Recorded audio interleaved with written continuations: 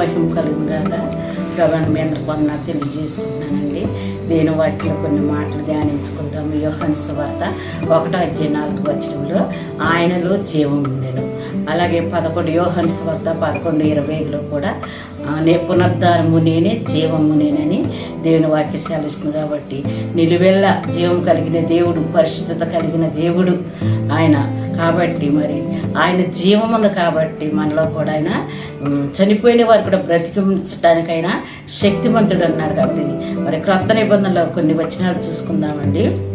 లోకాసు వార్త 7:13-15 చూసుకున్నట్టుగా నాయను ఊరిలో పేద విధవరాలకు ఒక్కగానొక కుమారుడండి చనిపోయినప్పుడు మరి వాళ్ళు పాడి మోసుకుంటూ వస్తుంటే మరి ఒక్కగానొక కుమారుడు చనిపోయినప్పుడు పేద విధవరాలు చాలా దుఃఖపడుచునుగా దేవుడు చూసి భయపడవద్దని ఆవిడ ఓదార్చి మరి అక్కడికి వెళ్ళి ఆ పాడిని ముట్టినప్పుడు, నిజంగా ఆ పాడి దేవుడు ముట్టినప్పుడు జీవం వచ్చి మరి కుమారుడు లెమ్మనగానే మరి ఆ కుమారుడు లేచి సజీవుడిగా ఆయనలో జీవం వచ్చి మరి ఆయన ముట్టగానే పాడిన ముట్టగానే జీవం వచ్చి చనిపోయిన కుమారుడు తిరిగి బ్రతకడానికి దేవుడు అక్కడ అద్భుత కార్యం జరిగించాడనమాట.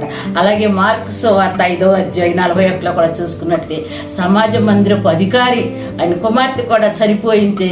మరి శిష్యులు అడ్డగించినప్పుడు కూడా ఆయన విడిచిపెట్టకుండా దేవుని వైపు చూస్తూ మరి దేవుడు కార్యం చేయగల శక్తిమంతుడైన నమ్మి విశ్వసించి మరి దేవుని వెంబడించినప్పుడు దేవుడు మరి ఆ కుమార్తెని చెయ్యి పట్టి లేపి తబిత లెమ్ము అనగానే కుమార్తెలో జీవం వచ్చి మళ్ళీ చనిపోయిన ఆ కుమార్తె మరి తిరిగి లేచడానికి దేవుడు కృప చూపించాడు. దేవుడు అక్కడ కూడా అద్భుత కార్యం జరిగించాడు అనమాట. అలాగే మనందరికి కూడా తెలిసింది మరి యోహాను సువార్త 11 లాజరు చనిపోయినప్పుడు మరి నిజంగా దేవుడు అద్భుతమైన మాట ఉందండి. యేసు కన్నీళ్లు విడిచిన అని అయినప్పటికి కూడా దేవుడు ఆయన అక్కడ మరి అద్భుత కార్యం చేశాడు. లాజరు బయటకు రమ్మని పిలవగానే లాజరు బయటకు వచ్చాడు అనమాట. నేనే జీవమును పునరుద్ధానమును నేనే.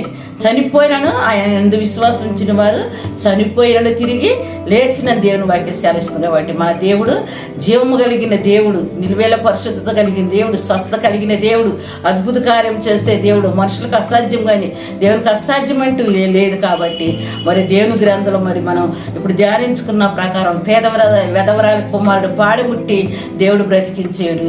మరి సమాజపు అధికారి యొక్క కుమార్తె మరి చెయ్యి పట్టి లేపి మరి ఆయన సజీవురాలుగా జ్ఞాపం చేసుకున్నాడు. చనిపోయి 4 దినములైన లాజర్ని ఆయన పిలిచినప్పుడు ఎంతో అద్భుత రీతిగా ఆయన సజీవుడిగా ఉన్నట్టుగా మనందరికి కూడా దేవుని వాక్యం సెలవిస్తుంది. కాబట్టి మరి ఆయనలో జీవాన్ని మనందరం కూడా కనుగొన్నాము. మరి ఇక్కడ జీవిస్తున్నాం కానీ నిత్య జీవంలో మనందరం కూడా ప్రవేశించడానికి మనం కూడా దేవుడు మనకి ఆయన కృప అనుగ్రహించాడు. ఆయనే మన ఎద్దకు వచ్చి తన ప్రాణం పెట్టి ఆయన పునరుద్ధాన శక్తిని మనకు బయలుపరిచాడు. కాబట్టి మనందరం కూడా దేవుని కొరకు మరి కనిపెట్టించి విశ్వసిస్తూ నమ్మిక ఉంచి మనం ఆయన వెంబడిస్తే నిజంగా మనందరం కూడా ఆయన రాజ్యంలో వారసులుగా ఆయన బిడ్డలుగా ఆయన స్వాస్యంగా ఉండటానికి దేవుడు మనందరికి కూడా సహాయం చేయను గాక. దేవుడు చిన్న మాట దీవించి ఆశ్రయించును గాక. ఆమేన్ ఆమేన్.